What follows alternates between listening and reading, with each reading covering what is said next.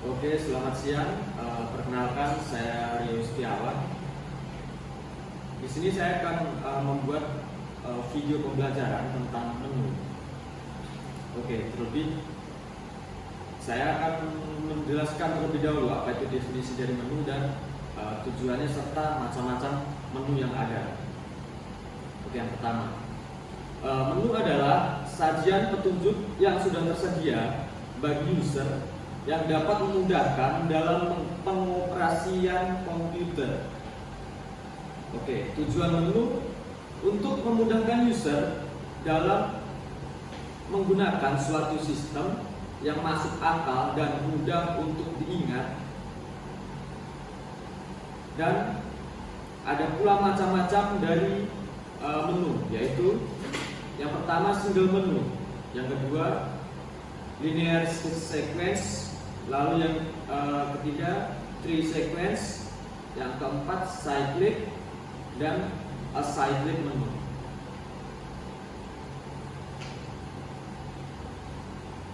Lalu kita akan lanjut ke materi selanjutnya, komunikasi face to face.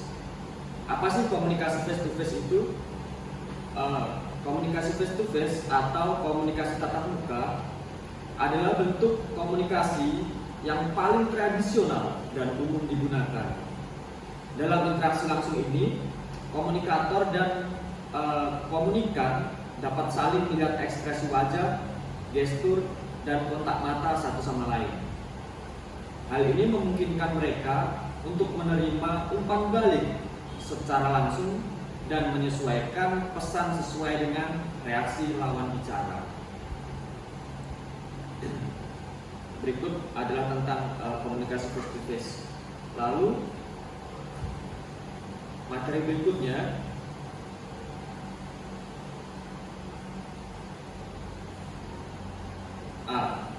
materi berikutnya saya akan menjelaskan tentang 3 fungsi percakapan dalam CSCW.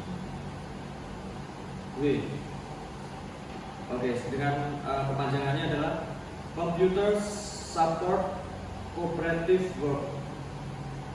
Nah, sesuai dengan judulnya tadi, 3 fungsi percakapan dalam CSCW. Fungsi yang pertama adalah pertukaran informasi. Nah, dalam pertukaran informasi ini terjadi dialog ataupun percakapan dalam kolaborasi bantuan komputer. Nah, ini adalah bahasa Indonesia dari CSCW tadi, Computer Support Cooperative Work, yang memungkinkan para partisipan untuk saling bertukar informasi, pengetahuan, dan ide terkait dengan tugas yang sedang mereka kerjakan bersama.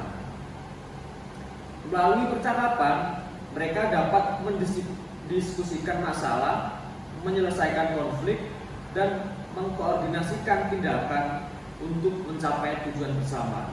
Nah, untuk tujuan yang pertama adalah pertukaran informasi. Lalu tujuan yang kedua adalah koordinasi kegiatan. Selain bertukar informasi, percakapan juga berfungsi untuk mengatur dan mengkoordinasikan kegiatan tim dalam CSCW. Melalui diskusi, para anggota dapat membagi tugas, menetapkan tanggung jawab, dan memantau pekerjaan secara bersama-sama. Itu adalah fungsi percakapan dalam CSCW yang kedua. Lalu yang ketiga adalah pembangunan hubungan. Pembangunan hubungan ini sangat penting karena apa? Jika sudah terjadi pertukaran informasi dan koordinasi yang sudah cukup mumpuni, ketika kedua tujuan ini tidak disertai dengan pembangunan hubungan, maka kedua tujuan ini, yaitu pertukaran informasi dan koordinasi kegiatan ini, hanya akan bersifat sementara. Karena apa? Tidak adanya kesinambungan antara anggota yang lain, yaitu anggota yang ada dalam percakapan CSCW ini. Nah, disinilah pentingnya pembangunan hubungan. Nah, di sini sedikit akan saya jelaskan pembangunan hubungan dalam CSCW. Pembangunan hubungan Di sini percakapan tidak hanya berfungsi untuk pertukaran informasi dan koordinasi, tetapi juga dapat membantu membangun hubungan sosial di antara anggota tim dalam CSJ.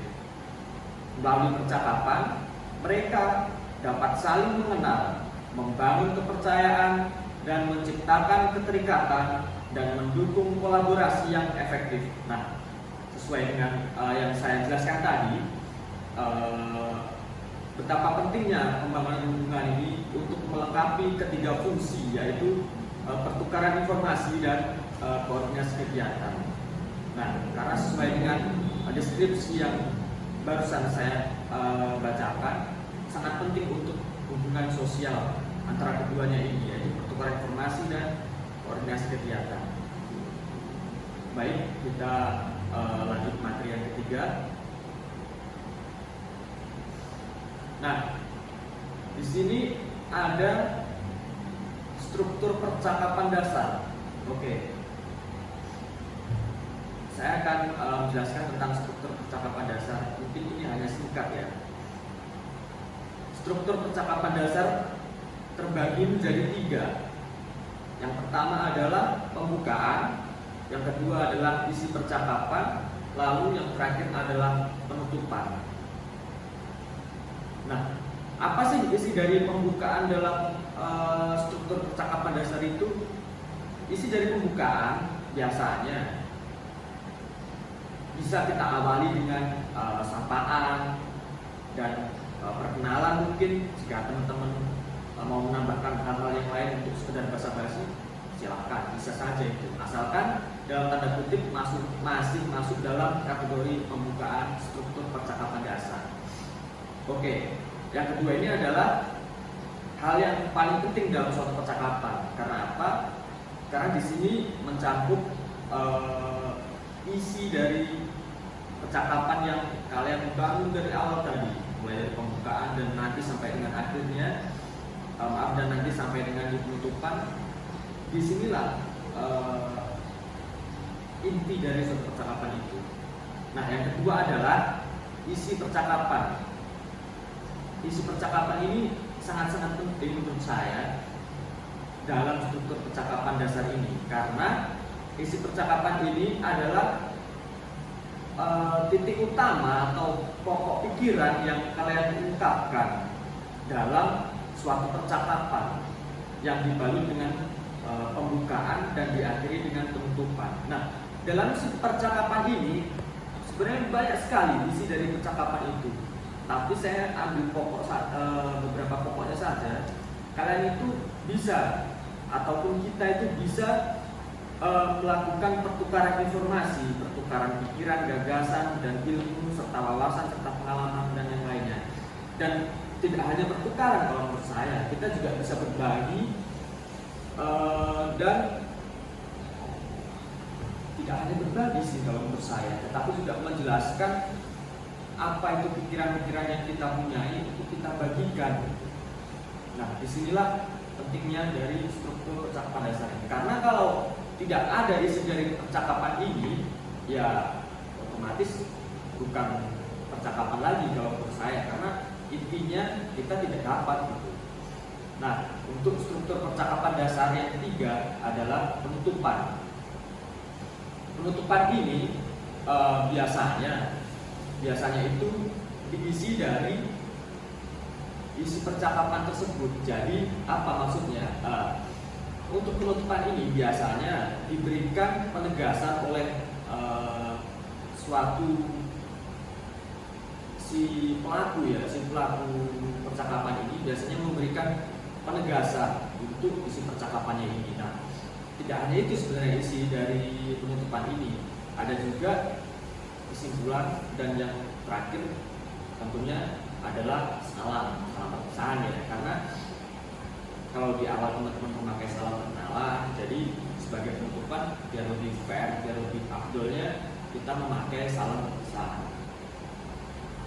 Oke, mungkin itu ya sedikit dari struktur percakapan dasar. Kita next untuk materi berikutnya.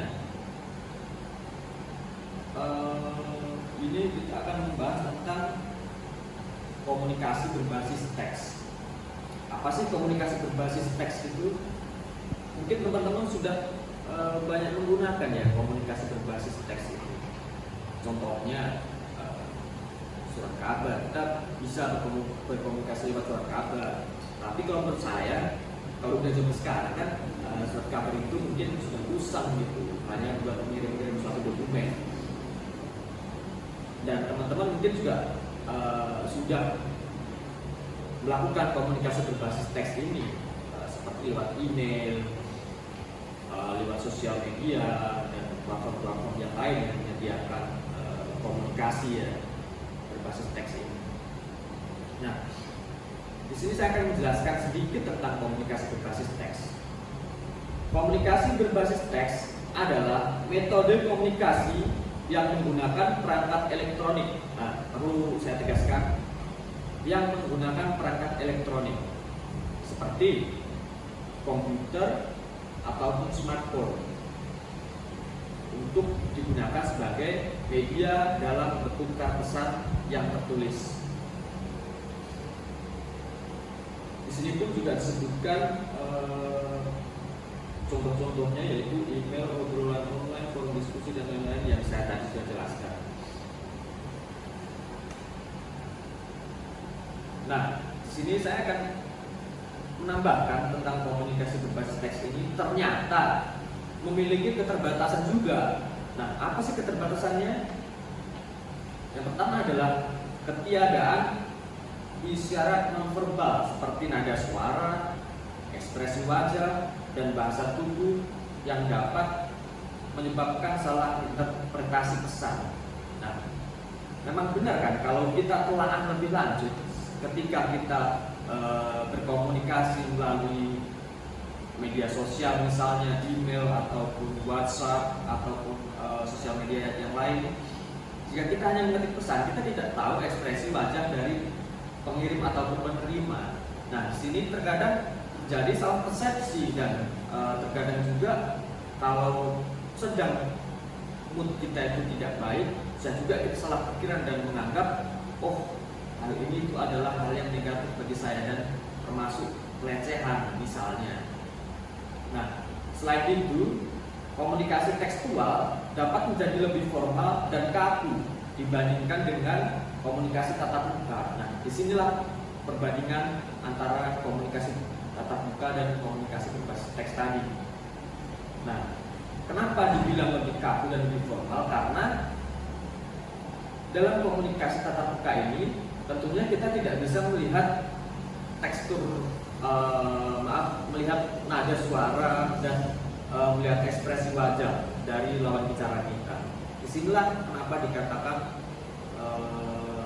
dapat menjadi lebih formal. Itu mungkin beberapa kekurangan dari komunikasi berbasis teks tadi yang saya jelaskan di awal tadi. Kita next materi selanjutnya.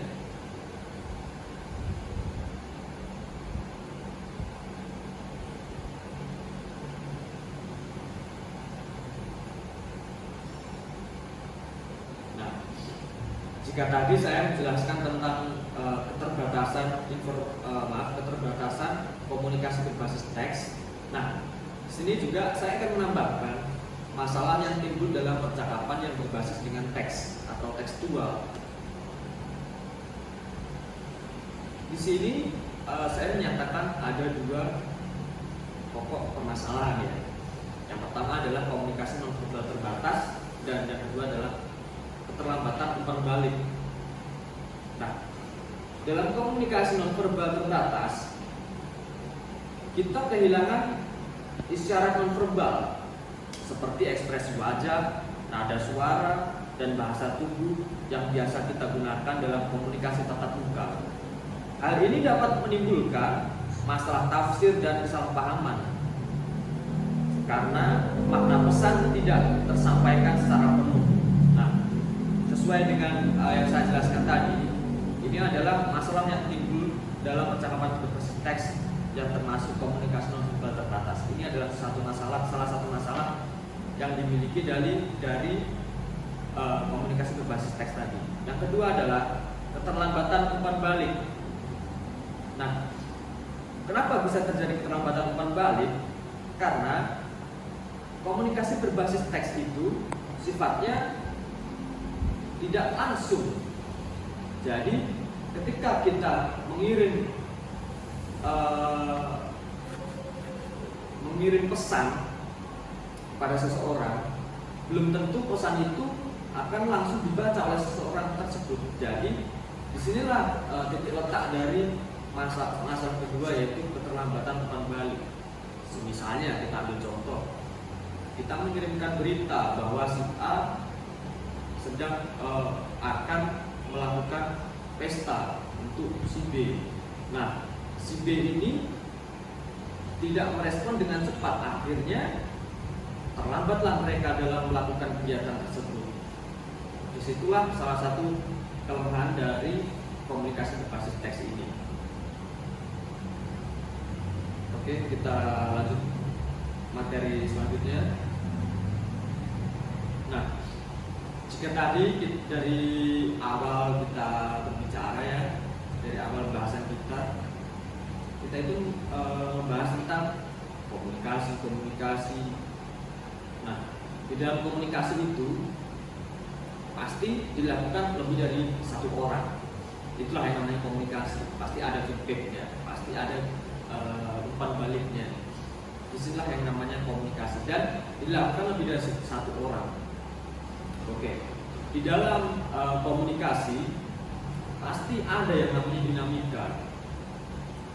Terlebih dalam komunikasi kelompok ya. Kalau tadi saya jelaskan komunikasi berbasis teks dan komunikasi face to face itu adalah mencakup komunikasi yang berkelompok. Oke. Dinamika kelompok merujuk pada cara anggota kelompok berinteraksi dan berkomunikasi satu sama lain. Nah, dalam sebuah kelompok ada banyak faktor yang mempengaruhi dinamika, seperti kepemimpinan, struktur, tujuan, norma, dan kohesivitas. Kelompok yang efektif memiliki dinamika yang sehat. Memang harus itu. Kalau kelompok yang efektif memang harus memiliki dinamika yang sehat, di mana anggota saling mendukung, berkontribusi, dan menyelesaikan tugas bersama. Nah, sebaliknya, kelompok yang tidak sehat biasanya ditandai dengan konflik, dominasi, dan kurangnya kolaborasi antar anggota.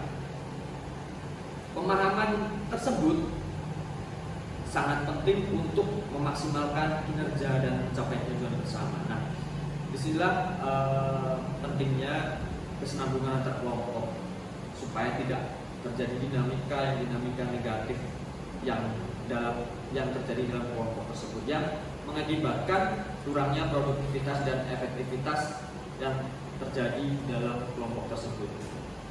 Oke, kita lanjut materi selanjutnya.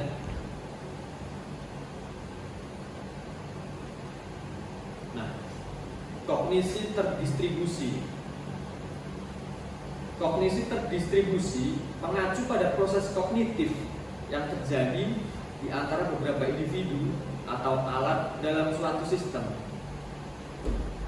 Dalam konteks kolaborasi, karena kita dari tadi berbicara tentang komunikasi ya, apalagi komunikasi dalam kelompok juga.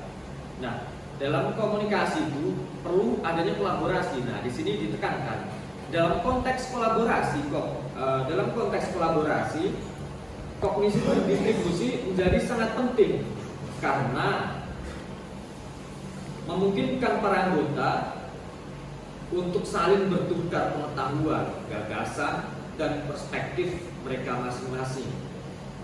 Hal ini pun dapat memperkaya pemahaman bersama dan mendorong pemecahan masalah yang lebih komprehensif. Nah, disinilah pentingnya kognisi terdistribusi.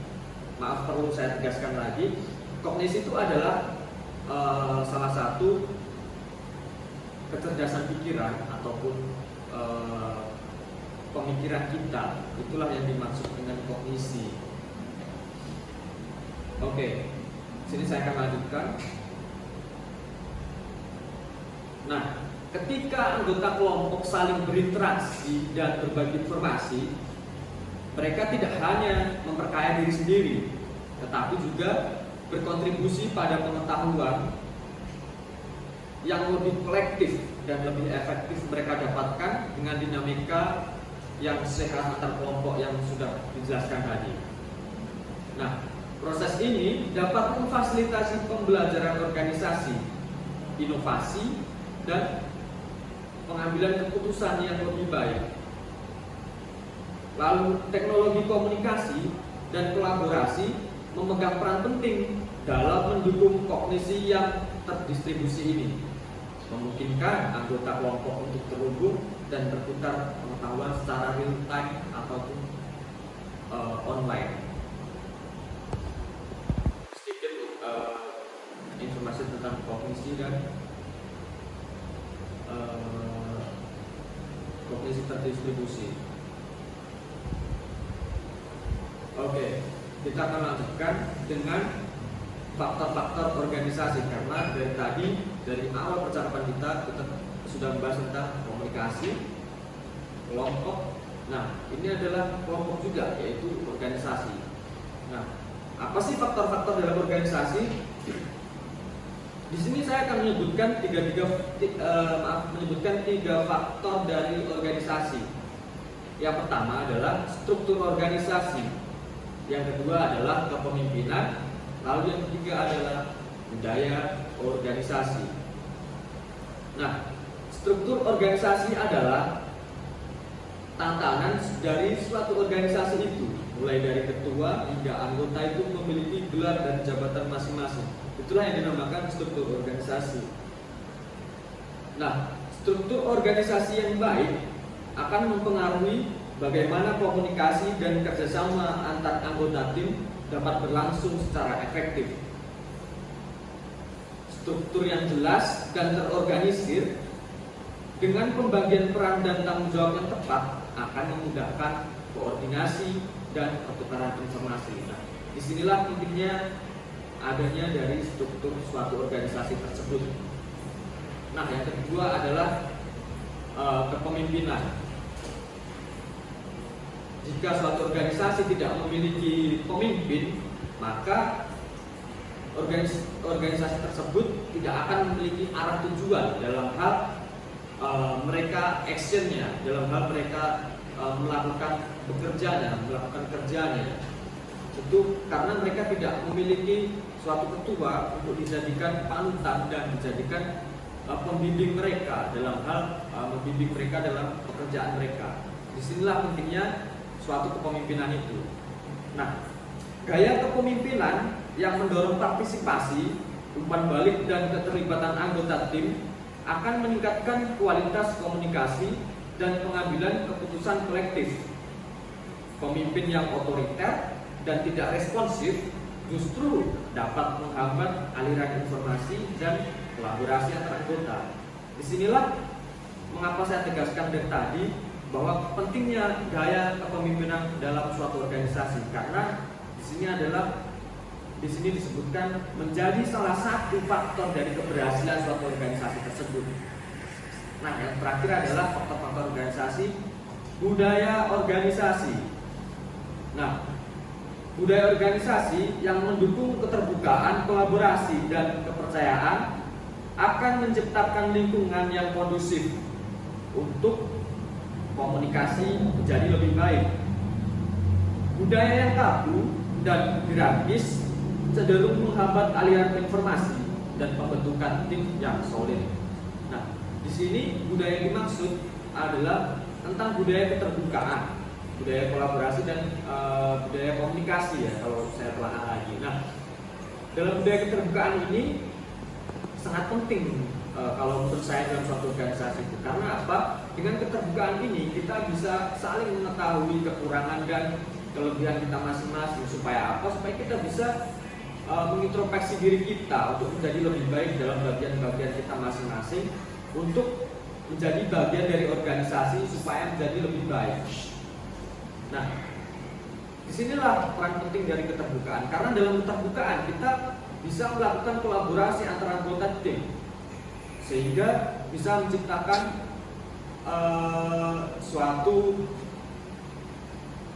suatu gerakan yang masif sehingga suatu pekerjaan ataupun suatu tujuan bisa tercapai dengan cepat dan efisien.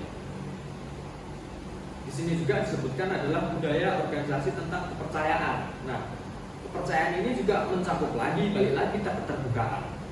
Kepercayaan antar anggota ini sangat penting untuk ditanamkan dalam suatu anggota dalam semua anggota organisasi. Karena apa? Jika kita tidak memupuk rasa kepercayaan diri dari awal sebelum kita masuk organisasi, di sini juga akan menghambat kita untuk bekerja dalam organisasi tersebut. Karena jika kita tidak percaya, maka secara tidak langsung kita sudah menggagalkan diri kita dalam urusan organisasi tersebut. Nah, disitulah 3 faktor penting dari organisasi, yaitu struktur organisasi, gaya kepemimpinan, dan budaya organisasi.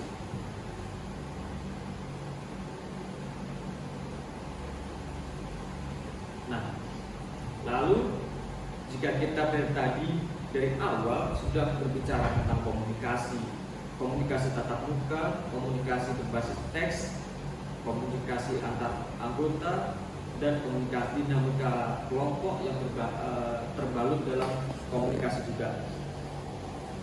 Di sini dalam komunikasi, apalagi dalam era-era globalisasi ini, era-era modern 4.0, sangatlah penting kalau kita mengetahui peranan teknologi dalam komunikasi. Di sini saya akan sedikit jelaskan peranan teknologi dalam komunikasi. Menelaah dari berbagai sumber bahwa perkembangan teknologi telah mengubah landscape komunikasi secara drastis. Berbagai platform digital seperti pesan instan, video konferensi, dan media sosial telah memungkinkan interaksi yang lebih cepat, lebih efisien, dan lebih terjangkau. Teknologi komunikasi digital memungkinkan kita untuk tetap terhubung dengan orang-orang di seluruh dunia, bahkan ketika jarak kita sangatlah jauh. Nah, di sini teknologi komunikasi juga membawa tantangan baru bagi kita. Komunikasi virtual dapat kehilangan sentuhan pribadi dan menimbulkan masalah seperti kesalahpahaman, kesepian, dan kecemasan. Penting untuk kita menjaga keseimbangan yang sehat antara teknologi dan komunikasi tatap muka untuk memastikan koneksi yang kuat dan lebih bermakna. Nah, di sini dijelaskan pentingnya peranan teknologi dan komunikasi, dan juga dijelaskan juga tentang pentingnya keseimbangan antara komunikasi tatap muka dan komunikasi berbasis teks ataupun komunikasi berbasis teknologi untuk senantiasa menyeimbangkan kesehatan mental kita.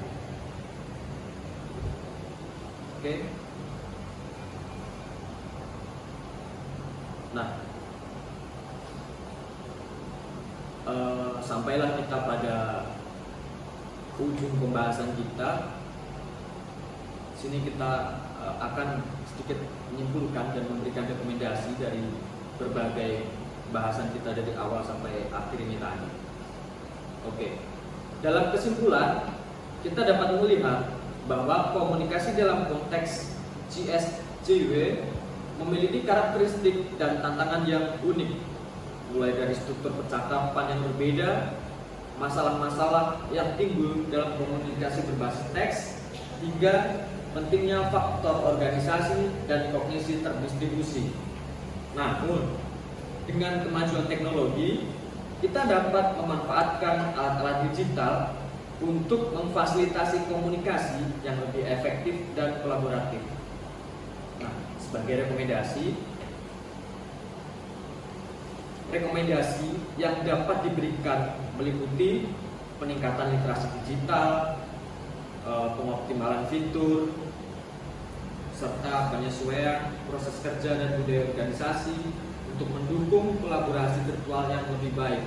Nah, dengan beberapa langkah ini, Diharapkan komunikasi dan kerjasama dalam CSDW dapat berjalan dengan lancar, produktif, dan mencapai tujuan bersama.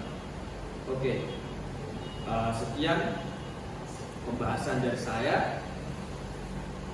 Kalau ada salah kata atau tutur kata yang kurang berkenan, mohon dimaafkan. Oke, terima kasih. Selamat siang.